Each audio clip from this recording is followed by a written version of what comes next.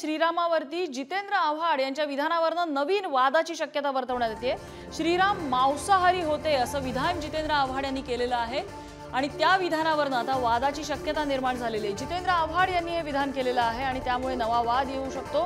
14 वर्ष वनवास भोगला मग शाकाहारी कसे असा प्रश्न त्यांनी श्रीरामांच्या बाबतीत उपस्थित केलेला आहे आणि जितेंद्र आव्हाड यांच्या या वक्तव्यावरनं नवा वाद निर्माण होण्याची शक्यता आहे।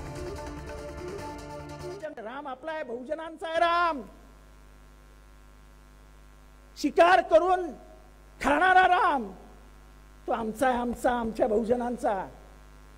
तुम्ही जिथे आम्हाला सगळे शाकाहारी बनवायला जातात की आम्ही रामाचा आदर्श पाळतो आणि आम्ही मटण खातो। हा रामाचा आदर्श, राम हा शाकाहारी नव्हता, तो मांसाहारी होता। 14 वर्ष जंगलात राहणारा माणूस कुठे जाणार हो ते शाकाहारी शोधायला? बरोबर आहे की नाही? जे बोलतो ते खरं बोलत असतो मी।